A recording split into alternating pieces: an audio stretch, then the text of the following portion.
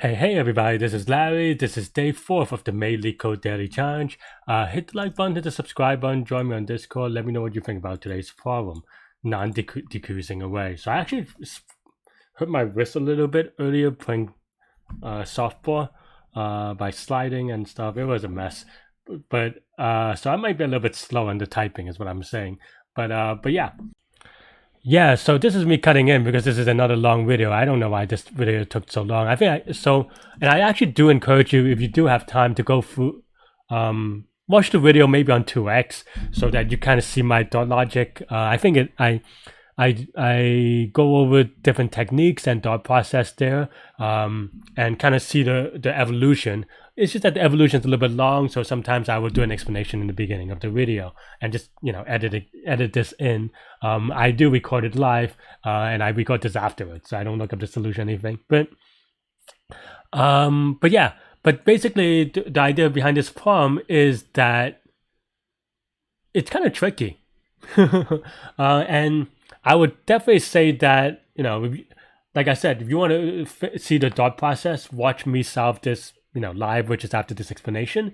But the solution that I did is just keeping things in a very straightforward way.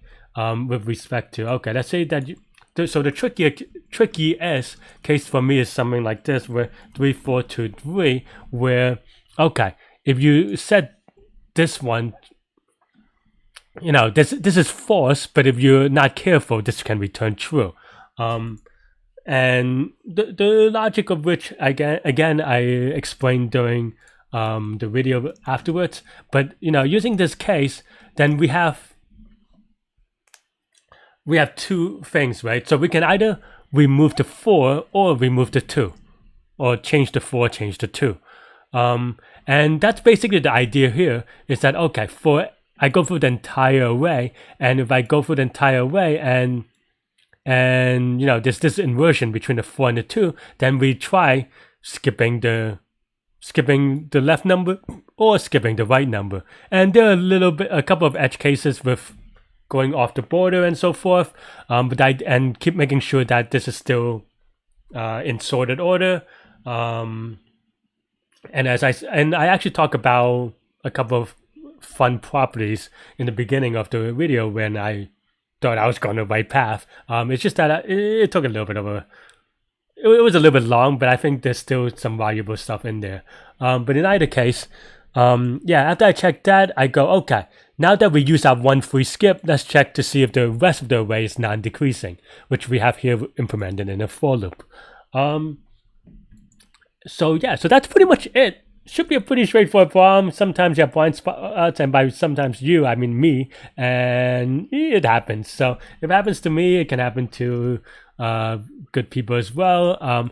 The thing with practice is that, with practice, you know how to not only know how to get the answer correctly the first time, hopefully, but also you know how to recover from them much faster and better, because they're like, oh yeah, I thought it was this, but actually it was this other problem. But in this case, so the reason why it took me a little bit of a time to get to this was that I think in my mind I was thinking about it, but I thought that this was n squared, and this is actually a common mistake I see in beginners and stuff like that as well. But even I make this mistake sometimes in thinking about it, is that if you break this down, this is just a for loop, as you can see, and this is a for loop as well. In my mind, I was like, oh, I have 2 for loops. That may be a little bit slow because n is 10 to the 4th, and 10 to the 8th is pretty big. So yeah, for n squared, in case, But as I kind of gave a little bit more thought, I was like, oh, okay, actually, this only happens once, because, this returns false, and so this only happens twice, right? So if you think about it as a 2-pointer, you have 1 pointer that goes from left to right. I don't know which way the camera goes. So from left to right, and then once it hits this 1 point, it branches out and then does 2 scans, but not in parallel, but like, only 2 scans, right, on the rest of the array. So what that means is that each element is only seen at most twice. or gets looped through twice, right? So in that case, this is going to be linear time. And of course, as you can see, this is just constant space. We don't, use any extra space. So yeah, linear time, constant space, and that's pretty much it. The idea is that, yeah, we just skip one number. We try of the two possible numbers to skip, and then we figure it out. I actually also talk about in the video after, or if you keep watching, I actually talk about why I talk about skipping a number instead of modifying a number. So if you're interested in that, watch that. But that's just the idea. Hope you enjoyed this video and watch me solve it live next. That's what I'm saying. But yeah. So I usually record and solve these live, so if it's a little bit slow, fast forward, and if you don't like the commentary, just skip ahead a little bit, because sometimes I talk about a little bit random things. But today's problem is going to be non-decreasing array. I will just say that mathematically speaking, people usually say non-decreasing array when they don't want to say increasing, because there's also the equal to case. So they want to say increasing or equal to, but that's a little bit awkward. So people usually say non-decreasing. So when people say non-decreasing, you can also think about it as monotonically increasing, or the next number could be equal to or greater than. That's basically what I would get from just reading the name. Anyway, let's actually read this. You could check if it would be non-decreasing by modifying at most one element. We can define this. Okay. 4 to 1 to get a non-decreasing array. Okay. Yeah, so let me think about the way to think about it. There's a couple of solutions you can do. Let me think about what makes sense. Right? So basically, well, because you can modify at most one element, there are a couple of things you can play around with in my head, in my idea. Well, that's what I've been playing around with a little bit, right? The first thing is that obviously you could also modify no elements, but that's trivially true. And then the second one is, if you modify a number, you can always make it non-decreasing or monotonically increasing by changing this number to a number next to it, right? And if you change the number next to it, it's always going to be true. So another way to think about it, and the way that I think about it, which is probably easier to visualize or easier to get an answer from, is to revert this as, given, instead of just modifying at most one element, you could delete at most one element, because if you delete that one element, then you could just make it either the previous element or the next element. It doesn't really matter, but essentially it doesn't exist, right? So that allows you to kind of play around with that idea. And once I have that idea, then the question is, the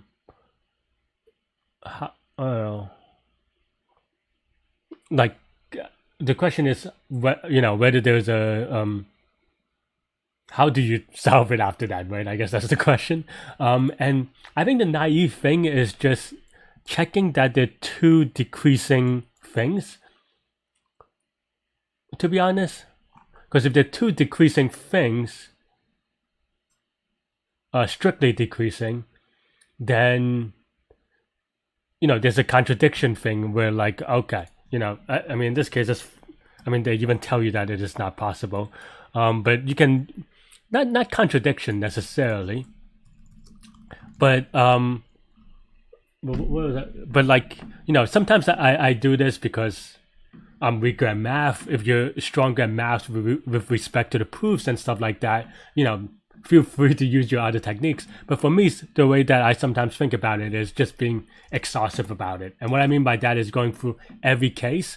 Because for me, the proof is the harder part. Because obviously, once you get that, like, let's say, our hypothesis is that if we have two decreasing, consecutive decreasing number, not they don't have to be consecutive to each other, just that they exist in a sequence. If there's two of them, then you cannot do it. and if that was the task, of, hey, are there two decreasing elements in the array or adjacent elements in the array, right? If that's the question, you could do in a for loop, you could do in 10 seconds or whatever it is, 1 minute, say, or maybe even longer. But you practice and you get it to a minute. And I know that a minute sounds quick for some people, but that's my standard, because then if you watch me solve problems during the contest, that is my time. So I'm not like exaggerating by that much if I am. But that said, so then the question is, well, given that easier problem, that's easy, but can you reduce this problem to the other problem? And for me, like I said, I'm not that good at mathematical proofs, so I am going to sometimes play around with exhaustive things, right? Let's say we have this thing, which is the input. We know this is false, because you can just be like, okay, if you remove 4, there's still, oops, I don't know how that happened. If you remove the 4, there's still the 2 and the 1, which is not good. If you remove the 2, there's 4 and the 1, that's not good. And if you remove the 1, there's the 4 and the 2, right? So that already sounds good. I mean, we already knew this because they give it to you. But I think another more interesting case, at least for me to be convinced, is just 2 different distinct ones, right? Because if there are 2 of them that distinct from each other, then you know that, because 3 of these will compose of 2 of these. So in that sense, 2 is enough for me as a proof, right? So now let's say we have 1, 2, 3, 4, 5, 6, 7, 8, 9, 10, and then we'll modify the array by just adding a number, right? So let's just say add 2 numbers, 10 here and 10 here. Okay, so then now, and then here, I guess technically this doesn't matter, and neither does the 3, same problem. So now we constructed a simpler case of if I prove this, then I have a lot of confidence in myself. I mean, you can also YOLO, some people do, but that's the way that I would think about it. In this case, if you change the 10 to a 2, like we said, but equivalent, you could just delete it. It still is not decreasing. If we delete this 10, we still have the other 10 blocking this to be true. And I think for me, that's good enough, because I mean, you could also remove the 1, but then you still now have 2 blocks. If you remove the 2, you still have 2 blocks and so forth, right? So, and by blocks, I mean things that make it not true. So then now we're convinced, so then now let's just do it. In Python, oh man, my wrist is still a little bit, in a couple of days it'll be okay. Silly Larry.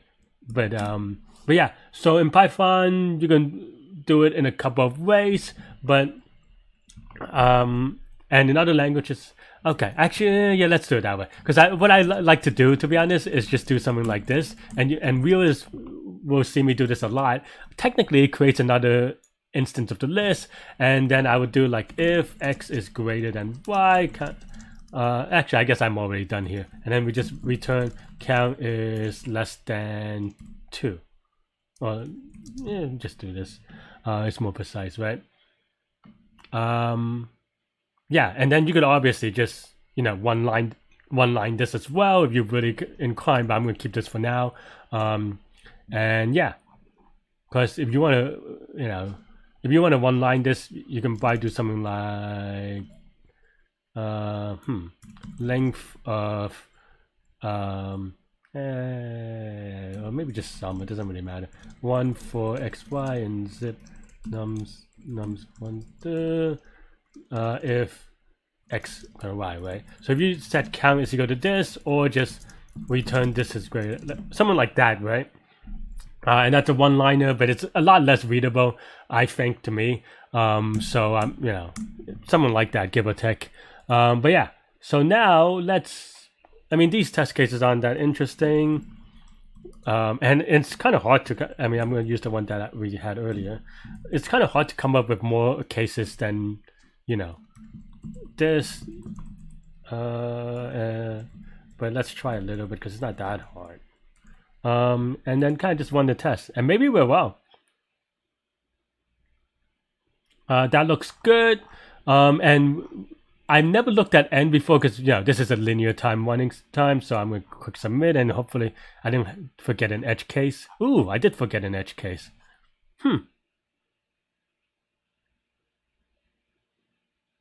I return true, but this is false. Okay, so then now, what happens is that if you do your logic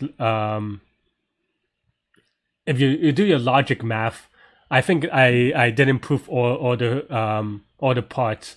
And what I mean by that is that, and I think I just got a little sloppy, so that's me. But what I mean by that is that what I said is it's still kind of true. Is that if count is greater than or equal to 2, then this is false. But the opposite of it does not make it true, right? That means that if the only count is if count is 0, then it is true. So if count is equal to 1, it could still be false, it turns out, apparently, in this case. So now, for me, it's humbling. And like I said, I'm bad at math. That's why I'm proving. And I kind of messed up my logic lesson, which is that, something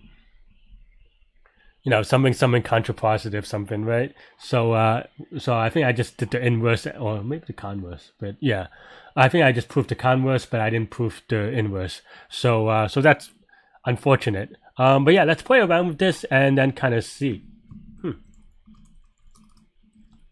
I was gonna say something about running time, but now we might have to think about it a little bit more. I was gonna say, so the reason why I didn't worry about running time is that this is linear time, so linear time is going to be fast enough for most cases, unless like there's constructed in a weird way. So I was like, oh, linear time, I don't really have to look at the inputs, but now let's kind of look at this case. Okay, so this is wrong because if we remove, okay. I think I was actually thinking about this earlier with, I don't know if I said it out loud, because I was thinking about inversions and stuff like that. The 3 doesn't even matter, so it's just this. No, that's not true. I see. I think I just made this a little bit. So I think okay. So I think this is actually the original sin that I was wrong about. So okay. Wow. I think I made that reduction wrong. Because it is. No, that reduction is true. It's just that you can't get rid of the 3. The reason why this is the case is that, I mean, obviously if you delete the 2, it's no good. But this is a good.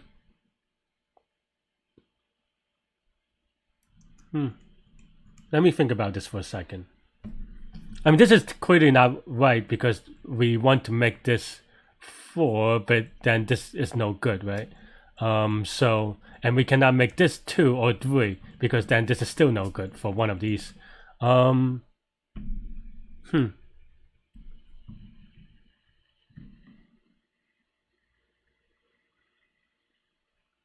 Wow, I think I was a little bit too quickly, but was my reduction wrong? So now I'm just like rethinking about my reduction with respect to going from what we said about deleting elements to thing. And I guess it's still kind of true because if we just remove 4, this is still wrong. We remove 2, this is still wrong. I think that's the tricky part about this. And I don't know if I can prove this quickly. I mean, or find another greedy, if you want to call it that, solution quickly. But yeah, so if count is equal to 1, this is going to be the interesting part. So let's see. If count, I don't know if this is any useful. Let's think about this for a second. Do some other stuff. Otherwise, okay. So if count is greater than or equal to 2, we return false.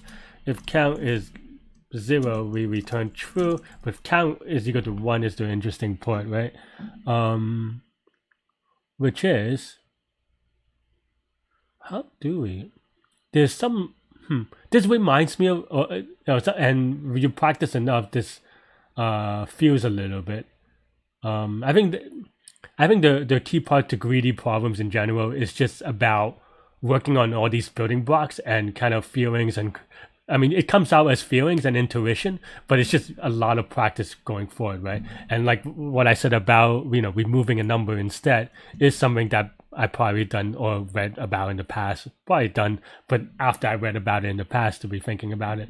But then now for this case, which is still true, is that you cannot remove 2 or 4, and it still be true, at least not in this way. Because basically I jumped from the deletion to the 2 inversion, which I think, no, I mean, I think everything I said is still follows with respect to, you know, it's just that we, like I said, we didn't prove the inverse, which is that if this is 1, it does not mean that it is true or false, because obviously there's a case where 1 is true, right? Because like if we just do this, then this is true, but and my answer would be correct on this one. So how do I solve this? The naive thing. So the reason why I did this instead of and this is where we will talk about complexity a little bit, because I said that, okay, if you remove an element and it's still increasing, then, you know, then this is good, right? And I really don't want to do dynamic programming, because I think you can do this in dynamic programming easily. Maybe I should have, because that was my first instinct, but I was like, maybe that's too complicated. But the idea here is that, let's see.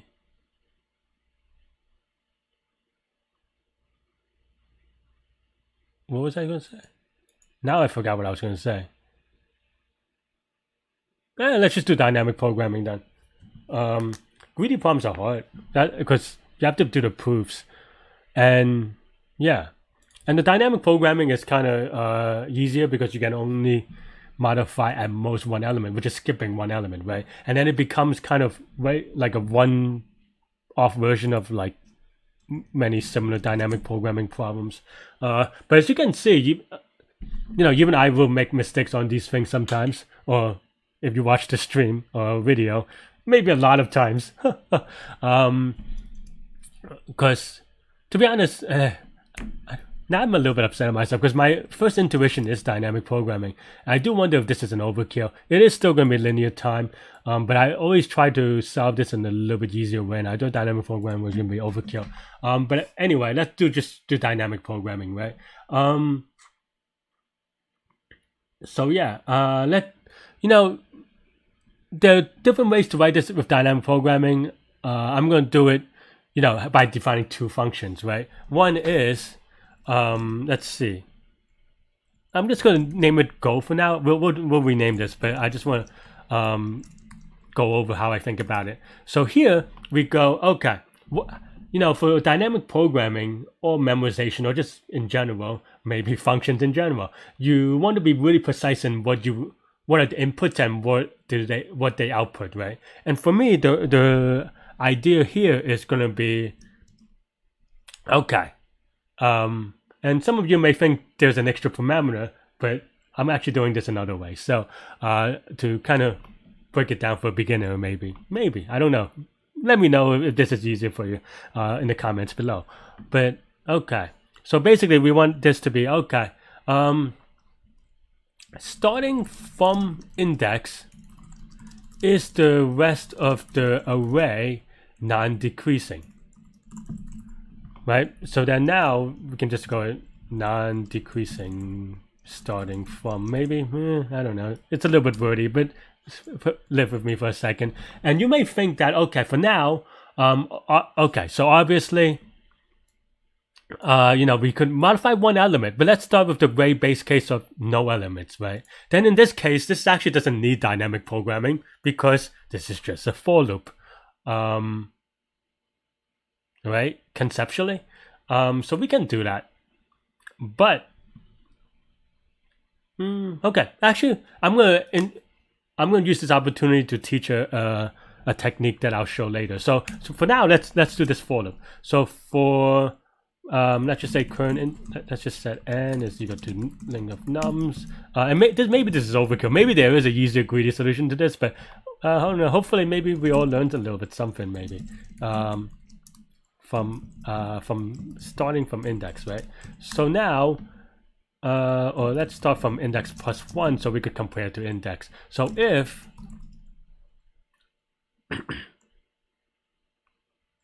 nums of current index,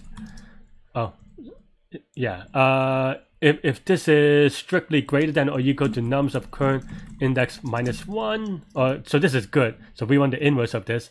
We return false, otherwise we return true, right? Okay. And then now we can. But the trick is that and this is like I said, this I think I mentioned this earlier, which is that you can do this in a minute, right? Like, and you saw me do this in a minute, and I just spent time kind of writing things out. But now we want to introduce a second function, right? Starting from index, is the rest of the array non-decreasing, assuming that we can skip one, right?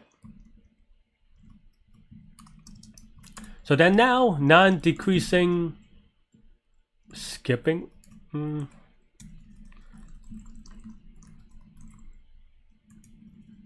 With skipping, this is very wordy.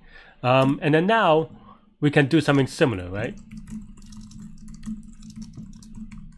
So, but the thing is now, okay.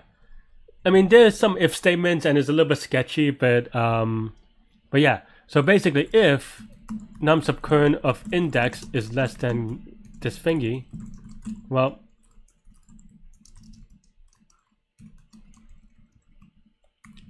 for this to be good, as we kind of look at this case, we should be able to, let's say there's a decreasing number, right? Well, what number can you remove? Well, in this case, try to think whether there's I'm spending a second here to think about whether there's a greedy way of, like, is it always better to skip the bigger number or the smaller number, right? And maybe this is a thing where you go through an exhaustive case again, but the beauty of dynamic programming and programming in general is that you can tell the program to do it for you, right? So, okay. So if this is the case, instead of returning false, let's return true at the end.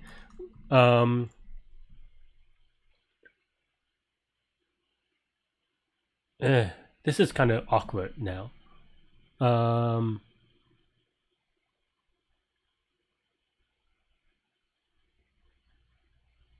I don't like the way that I did this. That's maybe why.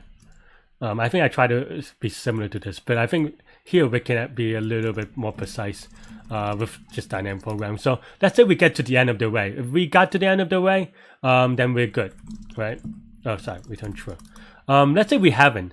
Then if nums of index is okay. I mean, if the index is equal to 0, we just check the next one. I think that's fine.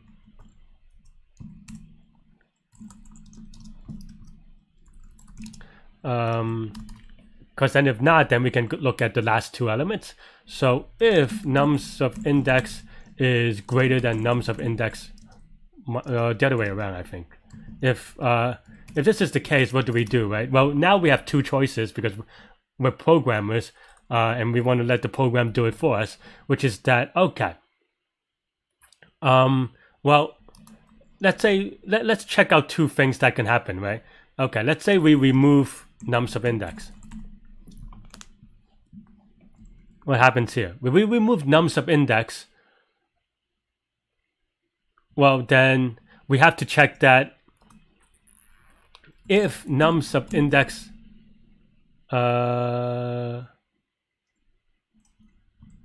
if we remove num sub index, I wrote this in an awkward way. That's why I'm confusing myself. Sorry. So actually, I want it this way, so that you go from left to right, a little bit more clearer, slightly. So now let's say we remove index minus 1. I think that's why I was a little confused. So let's say we remove the earlier number, right?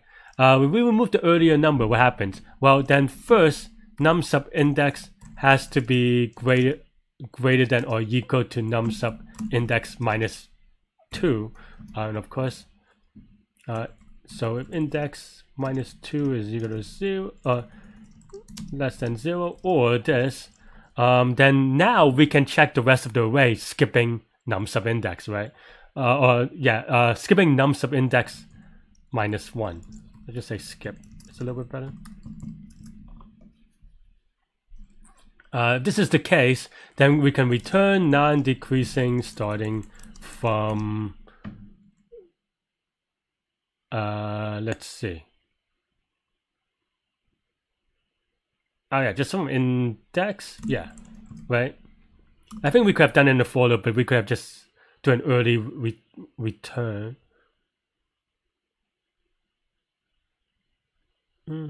Yeah, I could have done it in the for loop, but I think I was confusing myself too much, which happens sometimes. Like I said, I'm doing these live, so yeah. So now we skip, and then now we can do the other one of skip.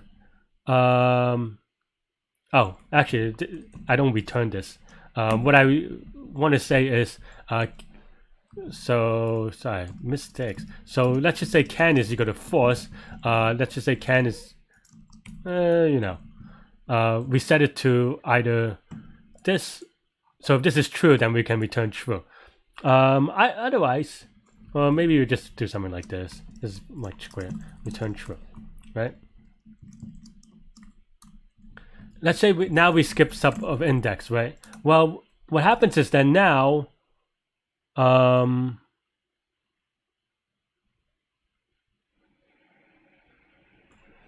now we just have to, and this is just, we have to think about all the things, which is that if num sub index -1 is, what was it? Less than equal to num sub index -2, +1, sorry. And just to kind of keep it consistent, this bugs me a little bit. About readability. Sometimes readability are small stuff like this, to kind of keep everything consistent. So yeah, if this is the case, and obviously, if index +1 is greater than equal to n, or this, because if it's out of bounds, then that means that you're already done. So if non-decreasing starting from index +1, then we return true. And that's pretty much it. At the very end, we return true. Well, we return false here in this if statement, but otherwise we return true overall. We never had this inversion, right? So yeah. And then now at the very end, we could just do non. I kind of skipped ahead a little bit with respect to why I do this instead of the for loop. But yeah, now we can do non-decreasing for loop with skipping. Actually, now that I think about it, you don't really need dynamic programming, right? Because we always only call this twice. So, man, okay.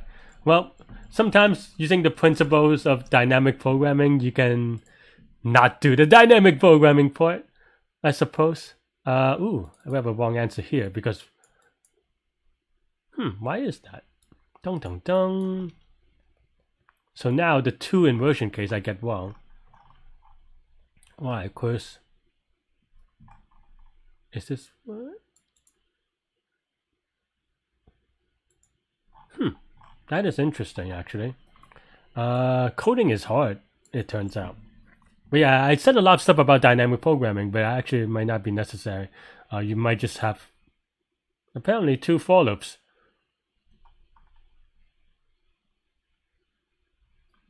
Oh, actually, I forgot the n is big, so no, but it is 2 for loops. But I think I think I did the traditional thing of looking at 2 for loops and then confusing the complex. I'll talk about this later, hopefully, because sometimes I just forget. But let's figure out what happened here first. So okay. Dun dun dun.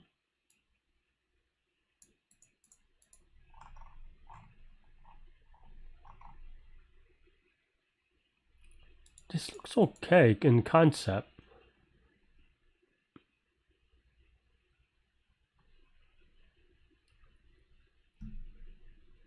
And this is just out of bounds, so that's why we don't have to care about this. If that's the case, yeah, that logic makes sense. Okay, well,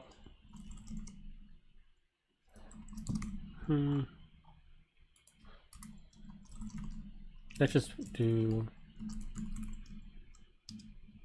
it here. Yeah, I think this only costs a couple of times.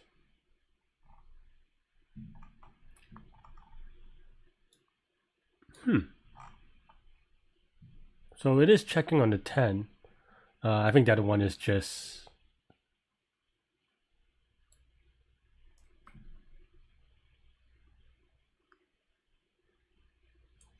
let's verify this.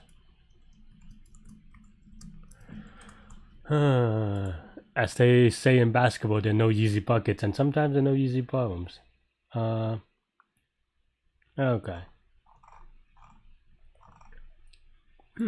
But that means that this returned true.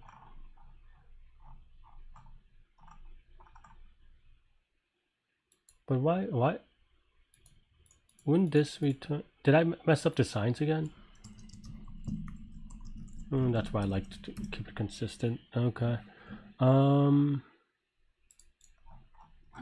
That's weird. Okay, let's just do the dumb thing then. Debugging is very expensive in terms of time.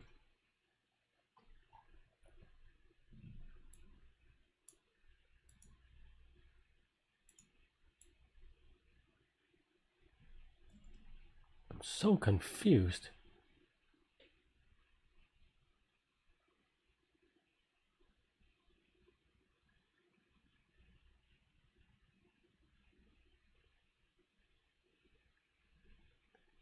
I made something really silly. Really confused about that output. We just don't check this. I'm looking at the wrong one.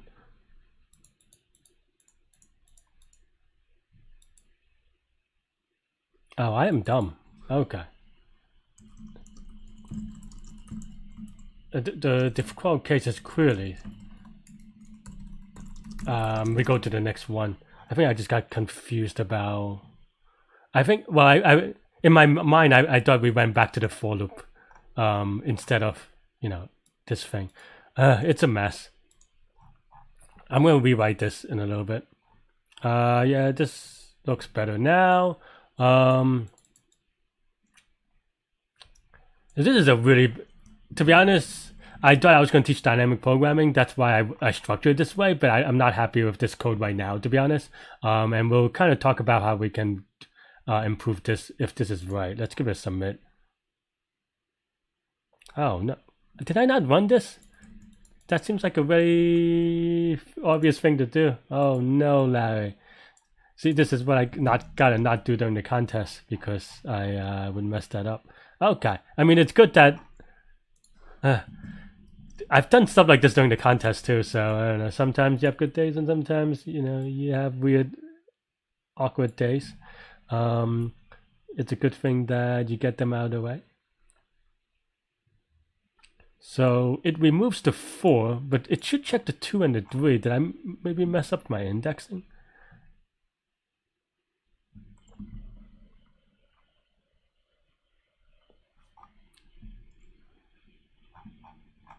Alright, let's just be clear about it.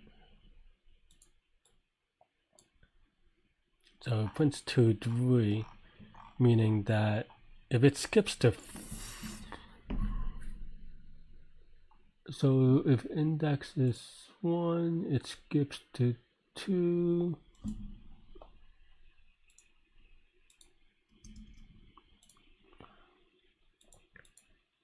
Index plus 1, maybe that's off.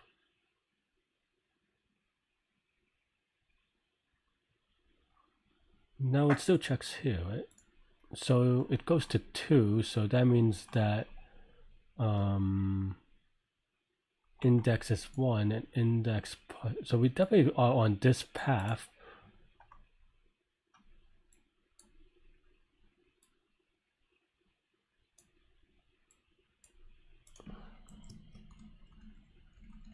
Oh,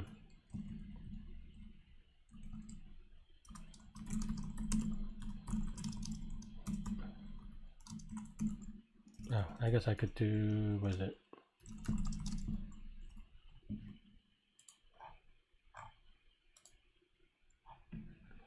Technical difficulties, my apologies. So it doesn't get there. Maybe I was wrong on this.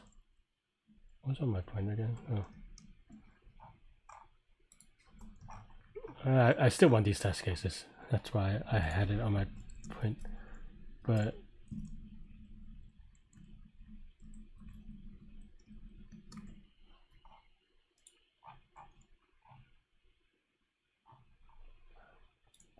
so 3 and a 4. No, I mean that makes. Wait, what? So index. I don't know what I'm doing anymore. So, because this really should have been an easy one. Instead, I'm spending 35 minutes on it. On debugging. So, index is 2. Why 2? Oh, okay. So I was wrong about the 1. I'm just really off today. Okay, so here we go. Okay, this number is bigger than this number. So we skip either index -1, which requires index -2. This is not inclusive, is it?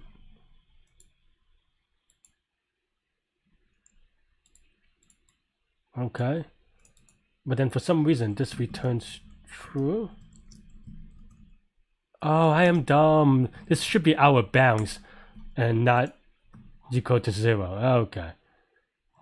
Off by 1 because I was rushing it too much. Or just thinking about something else maybe. Or in terms of, because sometimes when you, that's the danger about doing something 1,000 times is that you go to patterns that you didn't think about. Which is what I always talk against, but sometimes you still make mistakes. So yeah, so what is the complexity of this? This is actually linear time, and I'll show this by rewriting this in just a second, which I know that I don't do much on stream, but yeah, I spend way too long on this one. But yeah, let's actually rewrite this. You know, to kind of prove the complexity a little bit. This is, as I said, we can do in a for loop, and we didn't even need memorization because this is linear time, even though it doesn't look like it. Basically, the idea, if you want to write in a for loop, and I really messed up on this one. So you'll probably watch me. I'll probably do an explanation in between. But yeah.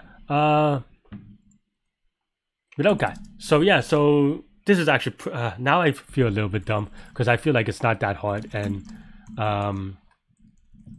it made it a little hard. So basically, the idea is that okay, you have this. If this is the case, then for skip index maybe in range of let's see.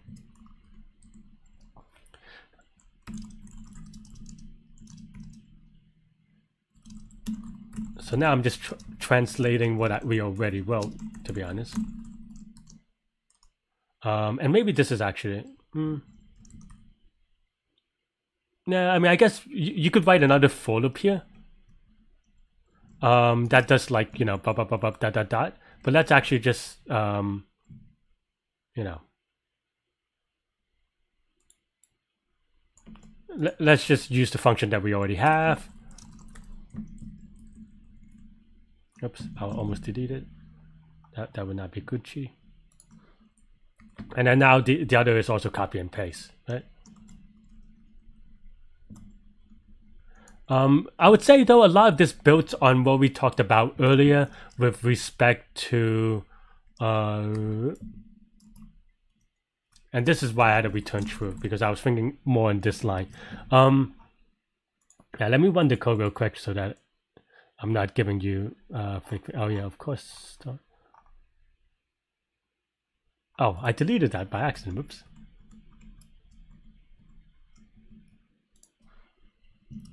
Okay. Alright, Larry. Sloppy today.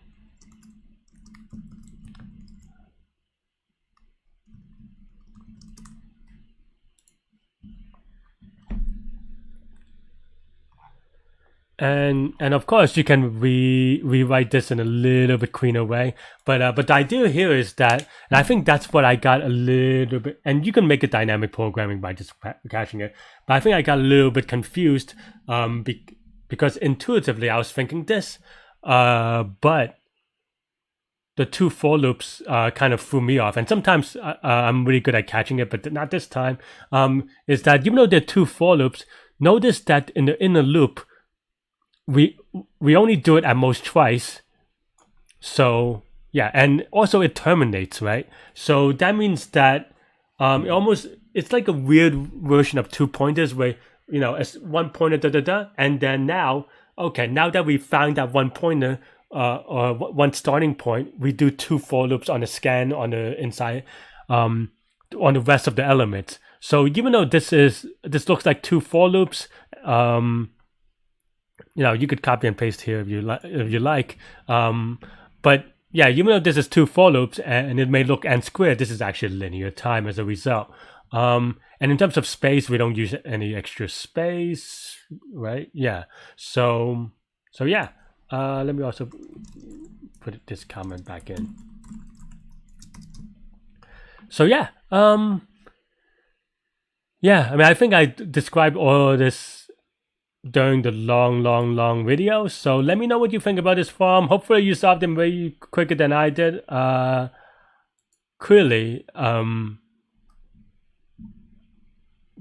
don't know, clearly I was a little bit slow on this one, even though I recognized it. So I don't know, I recognized the dynamic programming idea in the beginning, even though it turned out not to be. It just turned out to be two for loops, but mistakes were made, and even Larry fails easier problems. So yeah, let's actually take a look at the solution. And maybe I even done it before, and hopefully maybe last time I did it not in a silly way.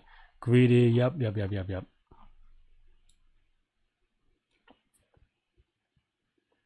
Huh, this is way easier than what I wrote, to be honest. I was close to something like this, but I think I couldn't prove I didn't want to prove the second part, so that's why. Because I think we talked about this a little bit with respect to me proving this second part, but I guess we could have just done that proof, and that would have been, because we had most of this, but we didn't prove the second part. And I guess I could have proved it by exhaustive. So if you watched the entire, I've done it in the past already. How did I do it? Was that doing a contest? A year and 6 months. I did the same thing last time. Past Larry, and then, but how did I get it accepted? Oops.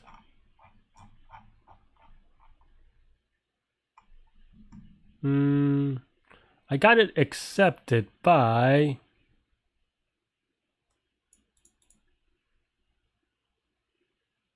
oh.